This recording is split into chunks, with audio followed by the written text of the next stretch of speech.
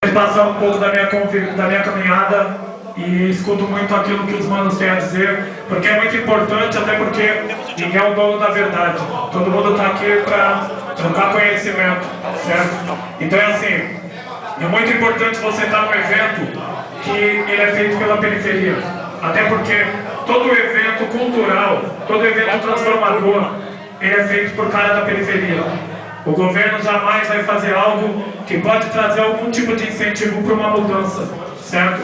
Aquilo que você pensa, se transformar em arma pode ser muito perigoso, porque a partir do momento que você começa a analisar a situação financeira, o seu quadro social, e você começa a enxergar a guerra, você se transforma. E quando você se transforma, você deixa de ser mais um manipulado, você deixa de ser mais um gado da massa de manobra para ser um revolucionário. Muita gente acha que o revolucionário é o que segura o microfone ou que escreve o livro. Não, esse mano é apenas o que se conscientizou primeiro.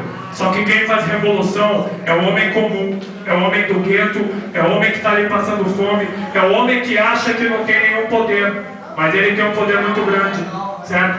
A minha história é um pouco desse poder de transformação. Até um tempo atrás, eu era outro humano, acreditando na alienação, certo?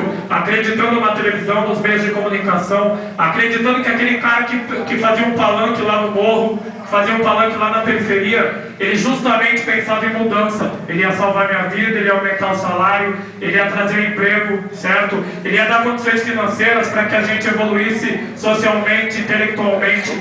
Só que na verdade eu fui descobrindo no decorrer da caminhada que era uma farsa. Aí a importância do rap. O rap, na verdade, ele não foi transformador. Ele abriu a porta para o caminho transformador, que é o acesso à informação. Toda pessoa, ela é uma pessoa antes e depois da informação. Por isso que eu friso muito e bato nessa tecla de absorção de cultura, porque toda transformação, ela passa justamente quando você enxerga a verdade. Hoje, parece violento quando eu falo sobre guerra, quando eu falo sobre exclusão. Só que qualquer pessoa que tem o mínimo de noção política, ele sabe do que eu estou falando. Então, justamente dentro dessa caminhada, a partir do momento que eu consegui ter a absorção da informação transformadora, foi a hora que eu comecei a entender que a importância do rap era muito maior do que estar no palco cantando, que a importância do rap era muito maior do que estar rimando apenas por rimar. O rap, ele tem uma missão muito grande e transformadora. Ele é o único mecanismo que fala com a periferia, certo? É o único estilo musical que ele vem acompanhado de trabalhos sociais, certo? O rap, ele é muito importante. Então foi a hora que eu comecei a entender que eu precisava, através do rap, tentar dar um salve na periferia, tentar fazer os manos iguais a mim, ter uma noção política, uma consciência social, para ele enxergar não só a guerra, mas para ele se sentir inconformado. Porque aí, metade do que acontece aqui no Brasil, num país politizado, geraria guerra, certo? Então eles conseguiram pacificar a gente de tal maneira que a gente acha até legítimo quando a polícia mata. Tem muita gente que acha legítimo quando a polícia invade o morro e metralha o cara que está na periferia. Que o Datena, que o Marcelo Rezende, tá ligado? Que a mídia transforma no bandido. Sendo que quando a gente vai e analisa, o moleque com uma pistola, ele não faz 1% do estrago que faz um Eike Batista, ele não faz 1% do estrago que faz um Maluf, que faz um político, certo? Então a gente foi aceitando e chegou num ponto que hoje a gente não domina o sistema financeiro, a gente não domina a política, a gente não domina a própria periferia.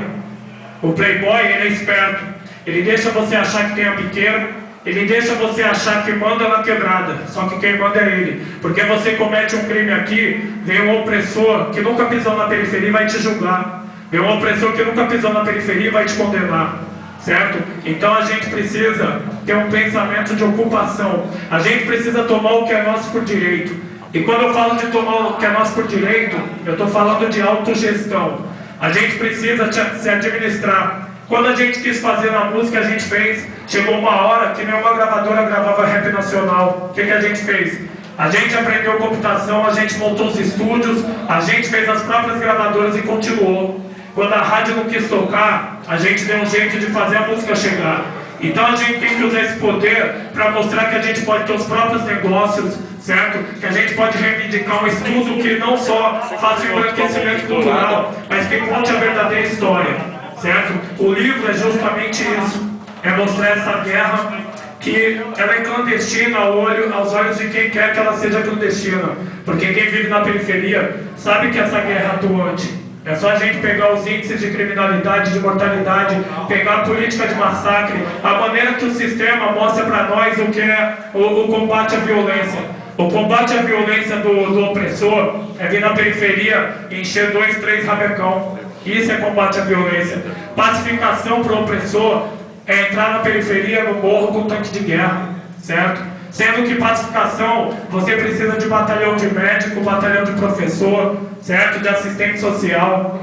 Então hoje a gente está aqui, em 2013, falando de problemas essenciais, problemas básicos, falando sobre fome, sobre direito social, certo? Sendo que hoje aqui a gente tinha que estar comemorando conquistas. E não, o rap ele avançou muito, só que ainda é muito pouco. Muito pouco porque não basta curtir rap.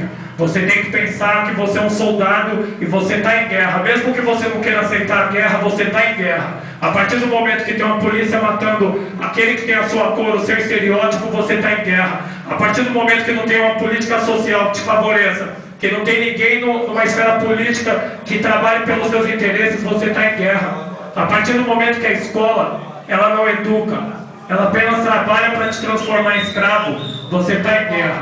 E é essa guerra que eu tentei, através do livro, colocar em pauta. Porque a gente precisa justamente discutir isso. Por isso, hoje é um